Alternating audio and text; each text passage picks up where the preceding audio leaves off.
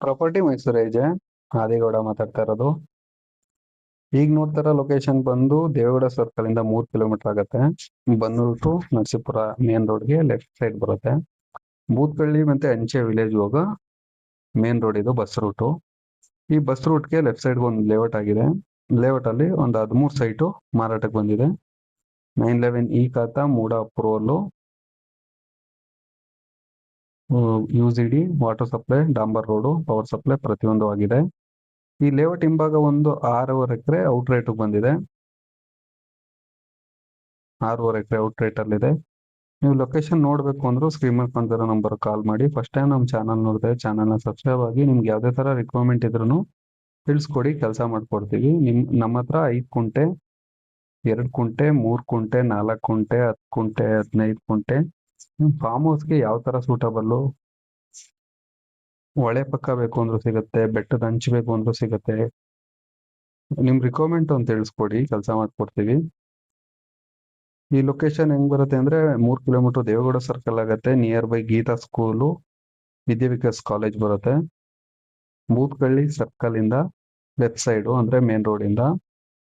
Location ತುಂಬಾ ಚೆನ್ನಾಗಿದೆ. ನಮ್ಮ ಹತ್ರ ಹಸು ಸಾಕಾಣಿಕೆಗೆ ಕೋಳಿ, ಕುರಿ, ಮೇಕೆ, ರೋಡ್ ಸೈಡ್ ಜಮೀನಲ್ಲಿ ಇಟ್ಕೆ ಫ್ಯಾಕ್ಟ್ರಿ, ಮೋಲ್ಡಿಂಗ್ ಫ್ಯಾಕ್ಟ್ರಿ ಮತ್ತೆ ಗೋಡೌನು, ಆ ತರ ನೀವು ಏನಾರ ಜಮೀನು ಹುಡುಕ್ತಾ ಇದ್ರೆ ರೋಡ್ ಸೈಡ್ ಅಲ್ಲೇನೆ ನಮ್ಮ ಹತ್ರ 1 ಎಕರೆ, ಅರ್ಧ ಎಕರೆ ಆ ತರ ಜಮೀನುಗಳು ಬಾಡಿಗೆ ಕೊಡವು ಇದೆ. ನಿಮ್ ರಿಕ್ವೈರ್ಮೆಂಟ್ ತಿಳಿಸ್ಕೊಡಿ, ಕೆಲಸ ಮಾಡ್ಕೊಡ್ತೀವಿ. ಲೊಕೇಶನ್ ತುಂಬಾ ಚೆನ್ನಾಗಿದೆ. ಇಲ್ಲಿಂದ 2 ಕಿಲೋಮೀಟರ್ ಆಗುತ್ತೆ ಲೇಔಟ್ ಒಳಗಡೆನೆ. 5 ಎಕರೆ ಔಟ್ ರೇಟ್ ಬಂದಿದೆ. ಪರ್ ಗುಂಟ 6.5 ಲಕ್ಷ ಹೇಳ್ತಾ ಇದ್ದಾರೆ. ಓಡಿ ಆಗಿಲ್ಲ, ಒಟ್ಟಿಗೆ ರಿಜಿಸ್ಟ್ರೇಷನ್ ಮಾಡ್ತಾರೆ. ಟೋಟಲ್ ಬಂದು 3 ಜನ ಫ್ಯಾಮಿಲಿ ಹಿಸ್ಟ್ರಿ ಬರುತ್ತೆ, ಮಕ್ಕಳು. ಲೊಕೇಶನ್ ತುಂಬಾ ಚೆನ್ನಾಗಿದೆ. General property, clear title.